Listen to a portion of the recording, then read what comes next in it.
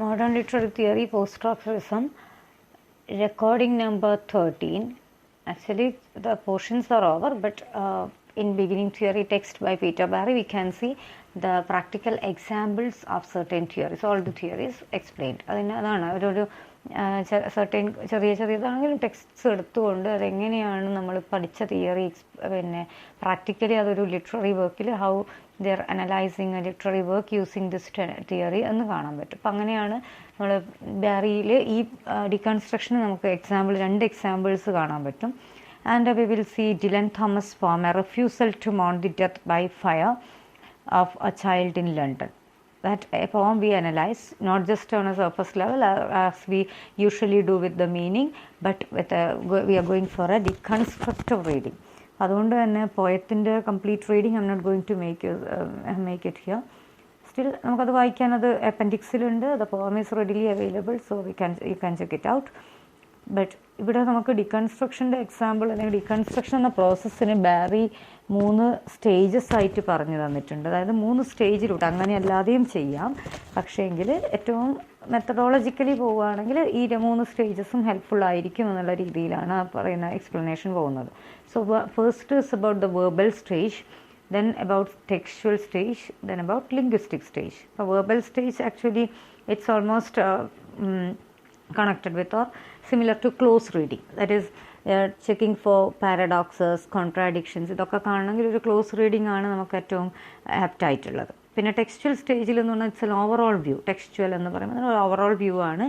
And in the overall view you can find out some shifts, breaks, fissures, omissions, personal view changes, tense changes, ഇതൊക്കെ നമുക്ക് അതിലാണ് കാണാൻ പറ്റും. അതായത് ആ ടെക്സ്റ്റിനെ മുഴുവനായിട്ട് എടുക്കുമ്പോഴാണ് ഫസ്റ്റ് പാരഗ്രാഫിൽ നിന്ന് പോയിന്റ് ഓഫ് വ്യൂ അല്ലെ പേഴ്സണൽ വ്യൂ മാറുമ്പോൾ അല്ലെ ടെൻസ് ചേഞ്ചസ് വരുമ്പോൾ സെക്കൻഡ് പാരഗ്രാഫിൽ വേറൊരു ടെൻസ് യൂസ് ചെയ്യും. അപ്പോൾ അങ്ങനെ അത് മുഴുവനായിട്ടുള്ള വ്യൂവിലാണ് അത് കിട്ടുക. ആൻഡ് ലിംഗ്വിസ്റ്റിക് ഒബ്വിയസ്ലി നമ്മളത് ആ സ്റ്റേജിലേക്ക് പോകുമ്പോൾ ലിംഗ്വിസ്റ്റിക്സ് എന്ന് പറഞ്ഞാൽ something highly related with some language properties ആയിരിക്കും. അപ്പം അത് ഇനി ഒരു റീകൺസ്ട്രക്ഷൻ പ്രോസസ്സിൽ ഈ 3 ഒരേപോലെ യൂസ് ചെയ്യണമെന്നൊന്നുമില്ല. അത് it is in a way it depends upon the poem or the text we have at hand. അത് അത്രയേ ഉള്ളൂ. ഇപ്പോൾ ഇവിടെ നമ്മൾ ഫസ്റ്റിൽ എടുക്കാൻ പോകുന്നത് ഡിലൻ തോമസിൻ്റെ ഈ ഒരു പോയമാണ്. അപ്പോൾ അതിന് വേർബൽ സ്റ്റേജ് എന്തുകൊണ്ടാണ് ഈ പോയം സെലക്ട് ചെയ്തതെന്നുള്ളതിൻ്റെ ഒരു ഉത്തരം ഈ പീറ്റർ ബാരി പറയുന്ന 3 സ്റ്റേജും ഏകദേശം അതിൽ ഓരോ എക്സാമ്പിളെങ്കിലും വെർബൽ സ്റ്റേജിൽ ഒരു ക്ലോസ് റീഡിംഗ് ആണെങ്കിൽ അല്ലെങ്കിൽ പാരഡോക്സും കോൺട്രാഡിക്ഷനുമാണ് സെർച്ച് ചെയ്യുന്നതെങ്കിൽ അതെങ്ങനെ കിട്ടും, അല്ലെങ്കിൽ എങ്ങനെയാണ് അതിനെ ടീസ് ചെയ്ത് എടുക്കേണ്ടതെന്നുള്ളത് ഈ ഒരു പോയത്തിൻ്റെ ഏതോ ഒരു സ്റ്റേജിൽ നമുക്ക് കാണാൻ പറ്റും എന്നുള്ളതാണ്. ഏതോ ഒരു സ്റ്റാൻസയിൽ അത് കിട്ടും. അതുകൊണ്ട് ഈ പോയം അത് ആപ്റ്റാണ് actually for the sake of explaining deconstructed the 3 stages as per Barry's idea നമുക്കത് ക്ലിയർ ആണ്. അപ്പം അതുകൊണ്ടാണ് ആ രീതിയിൽ എടുക്കുന്നത്. ബാരി പറയുന്നതായിട്ടാണ് അവിടെ പറയുന്നത്.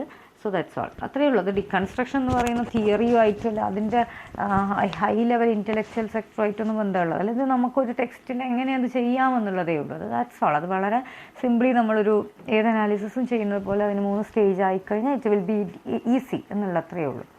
അപ്പോൾ അതിൽ പറയുന്നത് വെർബൽ സ്റ്റേജിൽ എങ്ങനെയാണെന്ന് പറഞ്ഞാൽ it's similar to close reading എന്ന് പറഞ്ഞിട്ടുണ്ട്.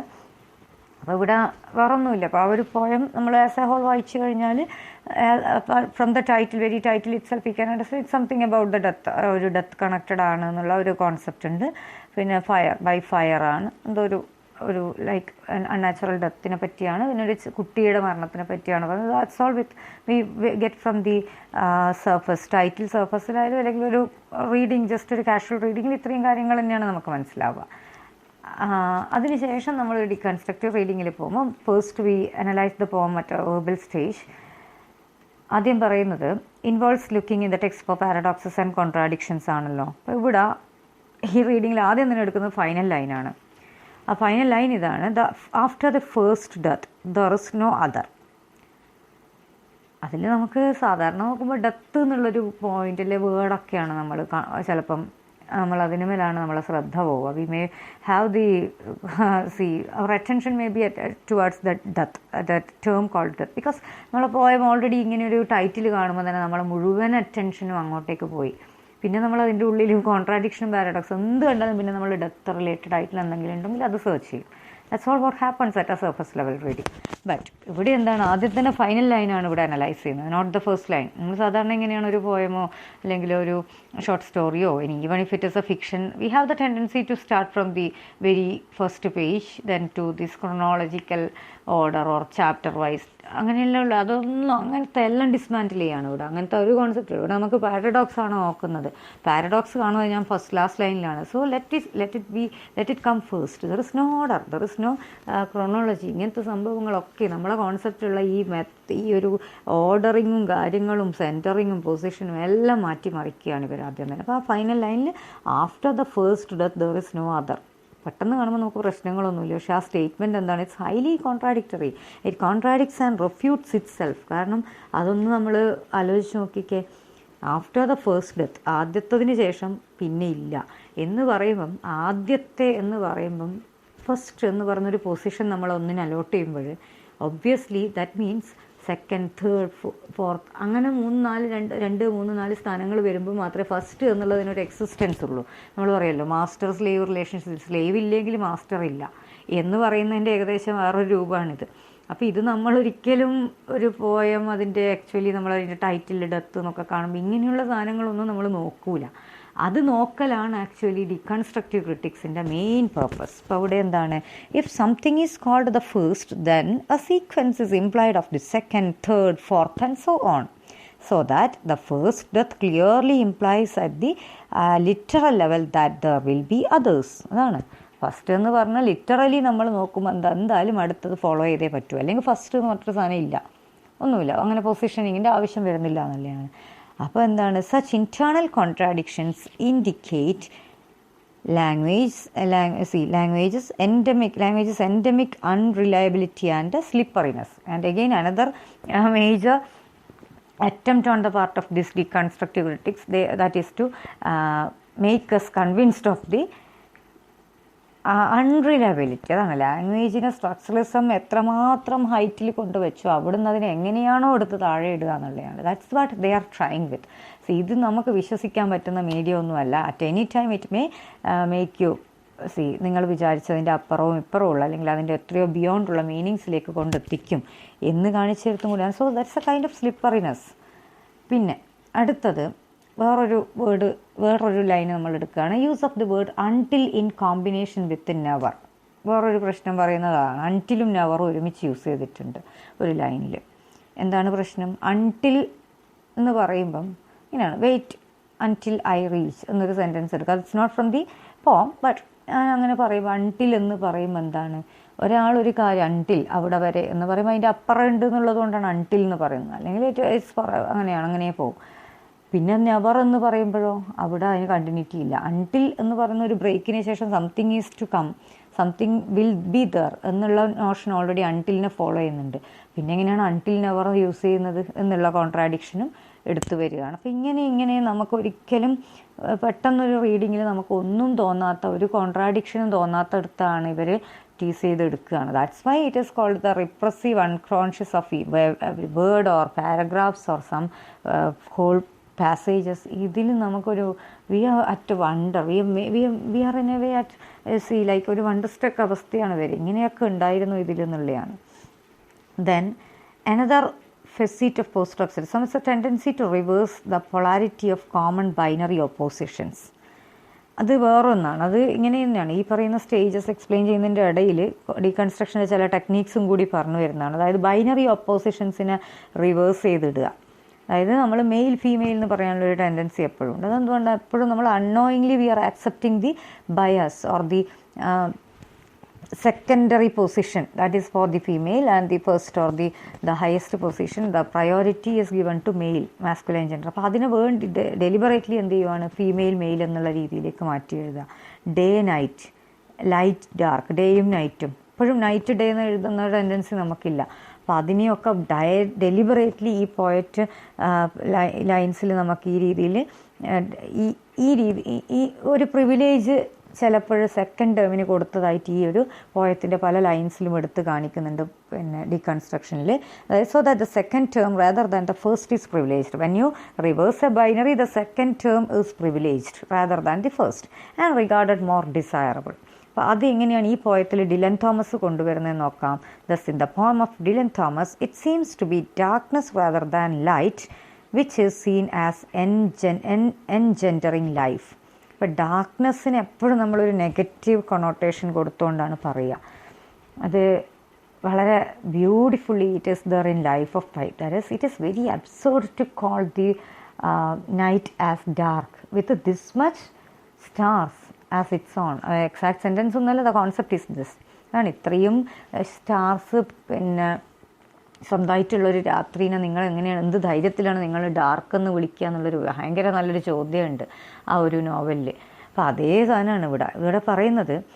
Making mankind making bird, beast and flower, fathering and all humbling darkness. All humbling darknessലാണ് നിങ്ങൾ പറയുവാണ് darkness it's something related with fear, inactivity.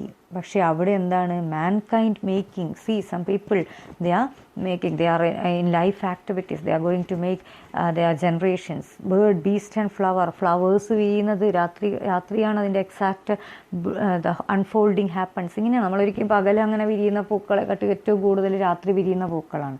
അപ്പോൾ ഈ നൈറ്റിനെ നമ്മൾ പ്രിഫർ ചെയ്യുന്നതിലൂടെ ഒരു വലിയ ബൈനറി റിവേഴ്സൽ അവിടെ നടത്തിയിട്ടുണ്ട്. സർഫസ് ലെവലിൽ നമ്മളിതൊന്നും കാണൂല, we never notice it down. ഇതാണ് ഈ രീതിയിലുള്ള ബൈനറി റിവേഴ്സൽ കണ്ടുപിടിച്ചു. അപ്പം ഇങ്ങനെ അടുത്ത ഒരു അതായത് ഇങ്ങനെ വളരെ കോൺസെൻട്രേറ്റഡ് റീഡിങ്ങിൽ മാത്രം നമ്മൾ കണ്ടുപിടിക്കുന്ന കാര്യങ്ങളാണിത്.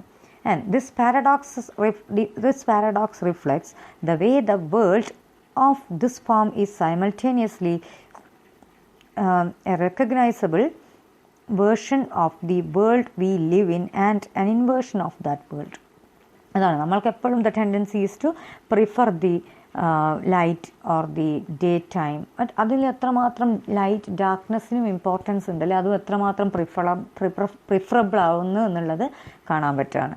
For deconstruction, such moments are symptomatic of the way language doesn't reflect or convey our world but constitutes a world of its own. അതാണ് ലാംഗ്വേജ് കോൺസ്റ്റിറ്റ്യൂട്ട്സ് എന്നൊക്കെ പറഞ്ഞിട്ട് നമ്മൾ already nature of the linguistic സൈനിലൊക്കെ കാണുന്നുണ്ട്. അപ്പോൾ എത്രമാത്രം കോൺസ്റ്റിറ്റ്യൂട്ട് ചെയ്യുകയാണ്, എത്രമാത്രം അത് കോണ്ടെക്സ്റ്റ് സ്പെസിഫിക് ആണെന്നൊക്കെയാണ്. അപ്പോൾ അതൊരിക്കലും നമുക്കതിനെ അബ്സല്യൂട്ട് പോയിന്റിൽ തളച്ചിടാൻ പറ്റില്ല.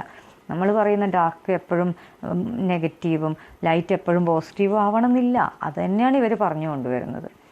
So such paradoxical phrases, first step is going against the grain.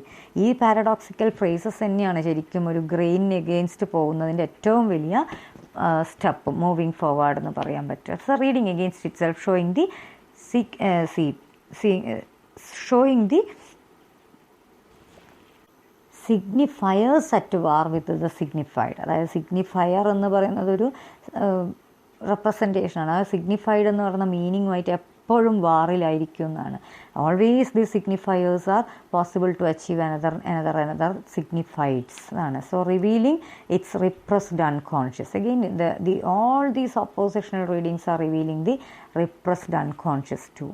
അതാണ് ഈ പോയത്തിൻ്റെ, അതായത് ഡിലൻ തോമസിൻ്റെ ഈ പോം എടുക്കുമ്പോൾ ഒരു ഫസ്റ്റ് സ്റ്റേജ്, അതായത് വേർബൽ സ്റ്റേജിൽ നമ്മൾക്ക് ഇത്രയും കാര്യങ്ങൾ ഒരു ഡീകൺസ്ട്രക്റ്റീവ് ക്രിട്ടിക്ക് കണ്ടുപിടിച്ചെടുത്ത് കൊണ്ടുവന്നിട്ടുണ്ട്. Next about the textual stage. ഇതേ പോം നമ്മൾ ഒരു ടെക്സ്ച്വൽ സ്റ്റേജ് അനാലിസിസ് ട്രൈ ചെയ്യുന്നതാണ്. Method that moves beyond the individual phrases and makes A more overall view of the പോം. അത് ഓൾറെഡി പറഞ്ഞാണ്. ടെക്സ്ച്വലിയാണ്, കംപ്ലീറ്റ് ഒരു ഹോൾ വ്യൂ എടുത്തുകൊണ്ട് അതിൽ മറ്റുള്ള ഷിപ്സും ബ്രേക്സും അങ്ങനെയുള്ള കാര്യങ്ങൾ, ബ്രേക്സ് ഇൻ ദ കണ്ടിന്യൂറ്റി, ഇതൊക്കെ പറയുന്നതാണ് ടെക്സ്ച്വൽ സ്റ്റേജ്. അപ്പോൾ അതിൽ ഷിഫ്റ്റ്സ് എങ്ങനെയാണ് കാണുക? Instabilities of attitude, lack of a fixed and unified position can be in focus. അതാണ് അതിൽ അവരുടെ focus. In time, of tone, point of view, attitude, pace, vocabulary, ഇതൊക്കെയാണ് ഇവർ ഈ കാര്യത്തിൽ നോക്കുക. മൊത്തത്തിൽ മാറി മറയുന്ന വ്യൂ പോയിൻറ്റ്സ് ഒക്കെ കണ്ടുപിടിച്ചുകൊണ്ട് അല്ലെങ്കിൽ അതിനെ മുന്നോട്ട് ഹൈലൈറ്റ് ചെയ്തുകൊണ്ട് ഈ പറയുന്ന ഇൻറ്റേർണൽ കോൺട്രാഡിക്ഷൻസിനെ കാണിച്ചു തരികയാണ്. So may well B indicated in grammar. ഈ കാര്യങ്ങൾ ഏറ്റവും കൂടുതൽ വിസിബിൾ ആവുക ഗ്രാമറിലാണ്. എക്സാമ്പിൾ പറയുന്നത് ഈ പോയത്തിലെ എക്സാമ്പിളാണ് shifts from the first person to the third, from past tense to the present. When you go and check out the poem, you can see this whole every time these tenses are ഒരിക്കലും കൺസിസ്റ്റൻസിയിലല്ല tense use ചെയ്തിട്ടുള്ളത്. അതുപോലെ first പേഴ്സണും third പേഴ്സണും ഒക്കെ മാറി മാറി use ചെയ്യുന്നത് കാണാൻ പറ്റും. So they show paradoxes or contradictions on a larger scale than in the case with the first stage. അതാണ് കുറച്ചും കൂടി ലാർജർ സ്കെയിലാണ്. മറ്റതെന്ന് പറഞ്ഞു കഴിഞ്ഞാൽ ചിലപ്പോൾ ഒറ്റൊരു സിംഗിൾ ലൈനിലുള്ള കോൺട്രാഡിക്ഷൻ, ആ ഒരു മാച്ച് ലെസ് ആയിട്ടുള്ള സിറ്റുവേഷൻസാണ് കാണിക്കുന്നതെങ്കിൽ ഇവിടെ മുഴുവനായിട്ടും വരുന്ന ഒരു കോൺട്രാഡിക്ഷൻസ്, അതാണ് ടെക്സ്ച്വൽ എന്ന് പറയുമ്പോൾ ടെക്സ്റ്റ് ആസ് എ ഹോൾ നമ്മൾ എടുക്കുകയാണ്. So taking a broad view of the text as a whole, that's why it's textual stage. അപ്പോൾ ഇത് ഡിലൻ തോമസിൻ്റെ പോയത്തിൽ എവിടെയാണ് വരുന്നതെന്ന് കാണണമല്ലോ. In Dylan's poem refusal to മോൺ, അവിടെ എന്താണ്, there are major time shifts and changes in viewpoints. First two stanzas imagine the passing of geological eons and the coming of the end of the world. The last light breaks, the sea finally becomes still, the cycle which produces bird, beast and flowers comes to an end as all humbling darkness descends. അപ്പോൾ first സ്റ്റാൻസയിൽ, first two stanzas ഈ ഒരു വലിയൊരു ബ്രോഡായിട്ടുള്ള കുറേ കാര്യങ്ങളാണ് പറയുന്നത്. But the third stanza is centred in the present. മറ്റേതെന്ന് പറഞ്ഞു കഴിഞ്ഞാൽ ഒരു എന്താ പറയുക, യൂണിവേഴ്സൽ കാര്യങ്ങളാണ് പറയുന്നത്. അതായത് തേർഡ് സ്റ്റാൻസയിൽ എത്തുമ്പോഴോ actual death of the child he is discussing the majesty and burning of the child's death. So the final stanza takes a broader vista like the first two. വീണ്ടും യൂണിവേഴ്സൽ കാര്യങ്ങൾ പറയാൻ തുടങ്ങി. അതായത് ലാസ്റ്റ് അതായത് അവിടെ ഒരു വ്യൂ പോയിന്റ് നമ്മൾ sometimes we tell this poem is about the universal theme of love or the passing of time or the ageing. ഇതിലങ്ങനെയൊന്നുമില്ല. അതിന് നടുവിൽ ഒരു വളരെ പേഴ്സണലായിട്ടുള്ള ഇവൻ്റാണ് ഡിസ്കസ് ചെയ്യുന്നത്. അതിനുശേഷം വീണ്ടും യൂണിവേഴ്സൽ തീമിലേക്ക് വരുന്നതാണ്. The final stanza like the first two seems to center on the historical progression of the recorded history of London as witnessed by the unmourning water of the writing Thames. ഇവിടെ വീണ്ടും broad വിസ്റ്റയിലേക്ക് വരുന്നു. So hence no single wider context is provided to frame and contextualise the death of the child is in a defined perspective. ഇതാണ് അവിടെ ഇതിപ്പം ഇപ്പോൾ title കണ്ടാൽ നമ്മൾ വിചാരിക്കും it's just about the death of the child. But ആ poem തന്നെ അതിൻ്റെ വലിയ മേജർ പാർട്ടിലും universal themes regarding death and decay ഇതൊക്കെയാണ് പറയുന്നതും. സോ അതൊരു ഷിഫ്റ്റ് തന്നെയാണ്, ഒരു ബ്രേക്കാണ് അതിൻ്റെ ടേൺ വ്യൂ പോയിൻ്റുള്ള. The shifts in this poem make it very difficult to ground his meaning at all എന്നാണ്. അതിന് വലിയൊരു ഗ്രൗണ്ട് ചെയ്യാൻ, അല്ലെങ്കിൽ അതിനെ ഒരു ഏരിയയിൽ പിടിച്ച് കെട്ടിക്കൊണ്ട് അതിനൊരു മീനിങ് കൊടുക്കാൻ അതുകൊണ്ട് തന്നെ വളരെ ഡിഫിക്കൽട്ടാണ്. We can see that. And last പിന്നെ പറയുന്ന ഒമിഷനാണ്. When a text doesn't tell us things we would expect to be told. അതിനാണ് ഒമിഷൻസ് എന്ന് പറയുക. അപ്പോൾ ഇതെങ്ങനെയാണ് നമ്മൾ പറയുക? Whether the poet tells us why he refuses to mourn. ഇനി ഇതിൻ്റെ ടൈറ്റിൽ തന്നെ എന്താണ്? റിഫ്യൂസൽ ടു മോൺ the death of the child. എന്തുകൊണ്ടാണ് മോൺ ചെയ്യുന്നില്ല എന്നുള്ളതിന് ഉത്തരം അവിടെ ഇല്ല. Or rather why the expressed intention of not doing so is not carried out. ഓക്കെ, ഇനി he is not willing to mourn the, അതിനൊരു എക്സ്പ്രസ് ചെയ്യാനുള്ള റീസൺ എന്തെങ്കിലും തന്നിട്ടുണ്ടോ? ഈ whole poem if you go through you will not get that meaning. അതെന്തുകൊണ്ടാണെന്നുള്ളൊരു ഉത്തരവോ എക്സ്പ്രഷനോ ഒന്നും അവിടെ കിട്ടില്ല. അതൊരു ഒമിഷനാണ്. അപ്പം ഇങ്ങനെയുള്ള ഡീകൺസ്ട്രക്ഷൻ, പക്ഷേ നമ്മൾ അതിനൊരു സർഫസ് ലെവൽ ആ ടെക്സ്റ്റിന് ഇങ്ങനെ വായിച്ചു പോവുകയാണെങ്കിൽ പ്രൊഫ്യൂസലാണെന്ന് പറഞ്ഞിട്ടുണ്ടല്ലോ, മതി, more than enough, we are satisfied. But here never we are satisfied with such just ഒരു passing over kind of textual meeting. നമ്മളതിൽ വി ആർ നോട്ട് സാറ്റിസ്ഫൈഡ് എന്നല്ല, we need explanation with more and more strength. ഇതാണ്. അപ്പോൾ ഇവിടെ ഒമിഷൻസിനെയും എടുത്തു പറയാനുള്ള ഒരു tendency അതുകൊണ്ട് തന്നെ ഡീകൺസ്ട്രക്റ്റീവ് ക്രിറ്റിക്സിൽ റീകൺസ്ട്രക്റ്റീവ് റീഡിങ്ങിൽ നമുക്ക് കാണാൻ വേണ്ടി പറ്റും. Okay, so that's all. ഇനി നെക്സ്റ്റ് പറയുന്നത് ദ ലിംഗ്വിസ്റ്റിക് സ്റ്റേജ് ആയിരിക്കും. അതായത് ഇതേ പോയത്തിന് linguistic stage analysis we will see. The third stage is about the linguistic stage, that is looking for moments in the poem when the adequacy of language itself as a medium of communication is called into question. Linguistic സ്റ്റേജിൽ ലാംഗ്വേജിൽ തന്നെ കുറേ പോരായ്മകൾ, അല്ലെങ്കിൽ അതിൽ നമ്മൾ കാണുന്ന breaks, കാര്യങ്ങൾ, അങ്ങനെയുള്ള എന്തെങ്കിലും ക്വർക്സ് അതിൽ ലാംഗ്വേജ് ഓറിയൻറ്റഡ് ആയിട്ട് കണ്ടുപിടിക്കാൻ നോക്കുകയാണ്. ഇവിടെ implicit or explicit reference to the unreliability or untrustworthiness of language.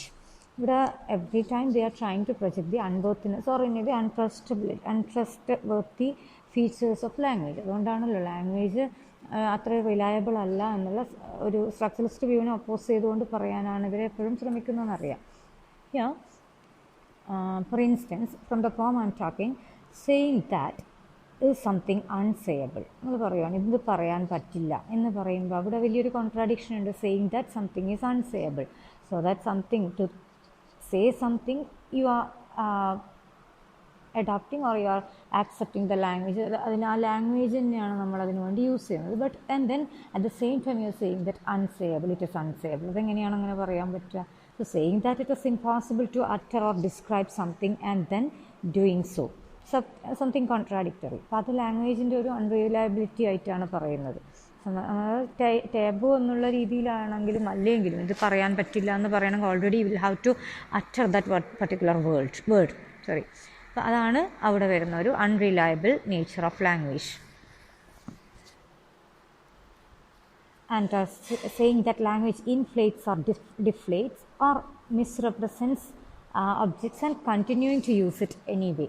വേറൊരു കാര്യം എന്ന് പറഞ്ഞാൽ ഈ language, when we talk about language, when we talk against language and still saying that it deflates or inflates. അതായത് നമ്മളൊരു കാര്യം പറയാം, ഇറ്റ്സ് നോട്ട് റിലയബിൾ എന്ന് പറയുന്ന ഒരാളെ പിന്നെയും അപ്രോച്ച് ചെയ്യുന്ന same situation that is taking place here, that we are aware that language inflates or deflates. അത് നമ്മൾ മീൻ ചെയ്യുന്നതിൻ്റെ അപ്പുറം ഒരു മീനിങ്ങിലേക്ക് എത്താമല്ലേ, അത് പോസിബിൾ ആണ് എന്ന് പറയുകയാണ്. Still we are making use of the same language. Then we'll see in a refusal to mourn, the whole poem does what it says it won't do. The speaker professes his refusal to mourn, but the poem itself constitutes an act of mourning. Another thing is the very existence of the poem itself is taken into or is into question. അതായത് refusing to mourn the death of the child എന്ന് പറയുമ്പോൾ obviously the poet should not write a poem. Anyway, the existence of the poem is in one way or other a mourning for the death of the child. But what happens here is he tells that I refuse to mourn. He doesn't give the reason, അത് നമ്മൾ already പറഞ്ഞു കഴിഞ്ഞു. But when he tells that refusing to mourn and still at the same time he writes the poem, അത് very existence of the poem itself is somewhat in a way misleading. And in the third stanza we can see the speaker says that he will not murder the mankind of going with a grave truth. That is, at a surface level it is about the death, acceptance of death in one sense. അതായത് ഒരു വലിയ grave ട്രൂത്താണ്. whoever has life has to die one day, one particular day. So again the speaker says that he will not murder the mankind of going with a grave truth. ഒരു രീതിയിൽ ആ stance അവിടെ clear ആണ്. അതായത് ഒരു death എന്ന് പറയുന്നത് വളരെയധികം ആക്സെപ്റ്റഡ് ആവേണ്ട ഒരു റിയാലിറ്റിയാണ്. So why should I praise that, why should I talk about that, why should I മോൺ ദാറ്റ് എന്നുള്ളൊരു സ്റ്റാൻഡാണ് അവിടെയെങ്കിൽ, if he gives it in that sense, this condemns all the accepted ways of speaking about this event, and the poet professes to stand outside the available range of cliched elegiac stanzas or discursive practices, as if some pure stance beyond these were possible. ഇതിൽ നമുക്ക് we have to bring this into the context of our own culture. That is, once a person, we always say, once a person dies, different persons give very positive words about them as ഒരു പിക്ചറി കോളത്തിൽ മാത്രമൊന്നുമല്ല. നമ്മൾ അവരെ പറ്റി സംസാരിക്കുന്ന ഒക്കെയും പിന്നെ വളരെ പോസിറ്റീവായിട്ടുള്ള കാര്യങ്ങളായിരിക്കും. Till date the person might not have under our count, ഒരിക്കലും നമ്മൾ കൗണ്ട് ചെയ്യാത്ത അല്ലെങ്കിൽ അവരെ ഒരു തരത്തിലും കംപ്ലീറ്റ് ഇൻഡിഫറൻ്റ്ലി ട്രീറ്റ് ചെയ്ത ഒരാളായിരിക്കും. But once the person dies, every one comes with a very beautiful, very sensible, very positive comments. So that is again another thing about it. It is available range of cliched sentences we come up with to refer to some to talk about death, context of death. We have cliched sentences.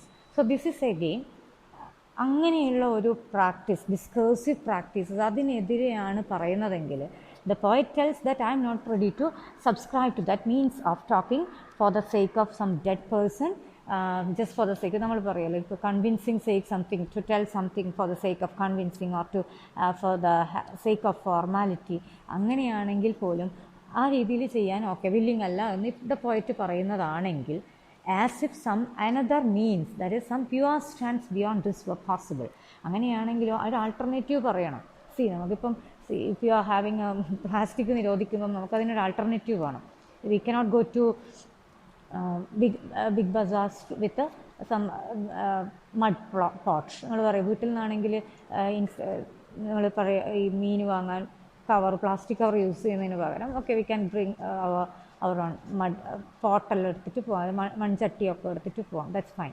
But what about you are going to some distant places, that's impossible for you to go in that way.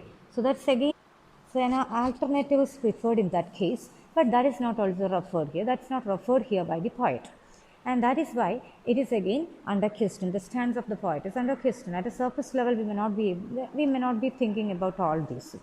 Morning refusing ആണ്. So what അതിൽ വേറെ alternative ഉണ്ടോ ഇല്ലയോ, whether he has given it, it's not on the question or it's not even discussed when you go for a surface level analysis of the form.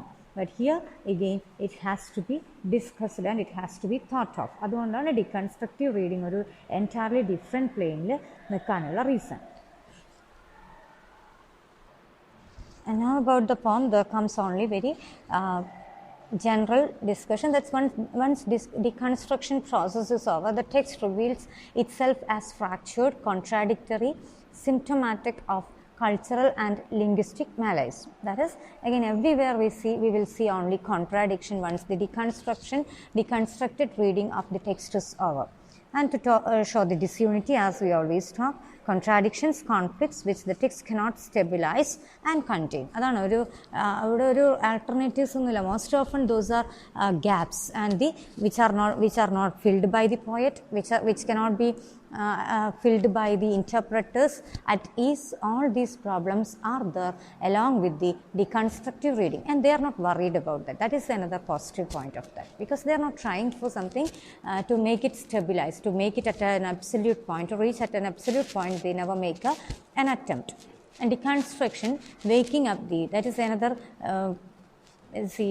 we'll have to go with a new critical റീഡിങ്ങുമായിട്ട്, അതായത് close റീഡിങ്ങിൻ്റെ ഒരു oppositional reading ആയിട്ട് എങ്ങനെയാണ് ഇത് വരിക എന്ന് പറഞ്ഞാൽ waking up. It's A very beautiful metaphor the text uses here, or with that actually this process is introduced or discussed. That is waking up the sleeping dogs of signification and setting them on each other. അവിടെയാണ് close reading, അതായത് new critical റീഡിങ്ങിൻ്റെ close reading explication de text ആയിട്ട് അത് ഡിഫറൻസിലുള്ളത്. അതായത് opposite എയിമാണ് അവർ ചെയ്യുന്നത്. അതായത് they would take a text which is fragmented, appear disunified and demonstrate an underlying unity, aiming to separate the warring dogs and to soothe them back to sleep with suitable blandishments. ഇവിടെ രണ്ട് പേരും ചെയ്യുന്നത് different ആയിട്ടുള്ള aim, രണ്ടും different ആണ്, already പറഞ്ഞതാണ്. അതായത് new critical റീഡിങ്ങിൽ ഇവിടെ ഒരു നല്ലൊരു മെറ്റഫറിൽ പറയുന്നത് കൊണ്ടാണ് വളരെ രസത്തിൽ അത് പറയാൻ പറ്റുന്നത്. എന്ന് പറഞ്ഞാൽ for example warring dogs, some dogs are at war with each other. പക്ഷെ അതിനെ എന്ത് ചെയ്യുവാണ്, ഉറങ്ങുന്നിടത്ത് നിന്ന് എഴുന്നേൽപ്പിച്ചിട്ട് അങ്ങോട്ടും ഇങ്ങോട്ടും ഫൈറ്റ് ചെയ്യാൻ വിടലാണ് deconstruction പ്രോസസ്സിൻ്റെ ആ ഒരു അൾട്ടിമേറ്റ് ഇമ്പാക്റ്റ് വരിക. But unlike that, in the case of close reading or new critical reading, they find out that this disunity is already there, but they never try to make it ഒരു intensify ചെയ്യാൻ വേണ്ടിയിട്ടുള്ള attempt അവരുടെ പാർട്ടിൽ ഉണ്ടാവില്ല. They try to make a maximum with manipulated sentences. They try to assert a kind of unity which is not there. അവർക്ക് തന്നെ അവർ ആ മീനിങ്ങിൽ റീഡിങ്ങിൽ കണ്ടുപിടിക്കുന്നുണ്ട് that text is somewhere disunified, but again they try to in one way or other they try to with manipulated interpretations maximum അതിനെ എങ്ങനെയെങ്കിലും നമ്മൾ പറയുമല്ലോ. sometimes I used it to explain with the movie scenes and all, but it may not be in a case of some common explanation like this. All of us may not be aware of that movie scene, so I'm leaving it for the time being. അതിലൊന്നുമില്ല. അതായത് നമ്മളിപ്പം നമ്മൾക്ക് തന്നെ അറിയാൻ പറ്റും ഒരു disunity ഉണ്ട്. Still if the person is trying to hide that and to make it somewhat peaceful, അതാണ് deconstruction അല്ലാത്ത, അതായത് ക്ലോസ് റീഡിങ് ചെയ്യുന്നത്. deconstruction the exactly opposite thing they do. So close reader detects miracles of poised ambiguity and explicatory treatments. lengthy article അവരിങ്ങനെ ലെങ്തിലി എഴുതിക്കൊണ്ടാണ് അത് manipulated സെൻറ്റൻസസിൽ എങ്ങനെ in some way or other they try to assert the unity of the text even when they are aware that is not there. അവിടെയാണ് deconstructive reading all forms to emerge as angst-ridden fissured enactments of some linguistic and other forms of indeterminacy. അതാണ് അവിടെ indeterminacy ഉണ്ടെന്ന് അവർ already പറഞ്ഞതാണ്. അതുകൊണ്ടാണ് പറയുന്നത് there is no need to അത് ഈ പറയുന്ന പോസ്റ്റ് മോഡേണിസം ഒക്കെ ആയിട്ടുള്ള ഒരു സ്റ്റാൻസ് നമ്മൾക്ക് അവിടെ കാണാൻ പറ്റും. That reason is post modernism നമുക്കറിയാം they are not worried, they are not lamenting for the past. അവിടെയാണ് മോഡേണിസം എന്ന് പറയുന്നത് എപ്പോഴും ലാമെൻറ്റിങ് ആണ് for the past and for the harmony peace അങ്ങനത്തെ കാര്യങ്ങൾ. പക്ഷേ പോസ്റ്റ് മോഡേണിസം സ്റ്റാൻസ് തന്നെ ഡിഫറെൻ്റ് ആണ്. They have already accepted what the reality is and in the same way this also is a post modern tendency modern tendency. Modern എന്ന് പറയുന്ന ആ theory based അല്ലെങ്കിൽ ഏറ്റവും പുതിയതായിട്ട് ന്യൂ ആയിട്ടുള്ള കാര്യങ്ങൾ, പുതിയ കാര്യങ്ങൾ. അപ്പോൾ അതിലൊക്കെയും ഈ ഒരു freedom if that is allotted at the cost of anything they are not ready to worry. അവിടെയാണ് ഈ പറയുന്ന പോലെ deconstruction angst ridden. All text are angst ridden. You are not liable to make it unified. You not supposed to assert a kind of unity which is not there and which you have already realized that it is not possible to assert such an unity. അപ്പോൾ ഇങ്ങനെയാണ് ഇവരുടെ stance difference വരുന്നത്. In the case of deconstruction, one more example, one more application we can see with William Cowper's The Castaway in Peter Barry. We'll discuss in the next session.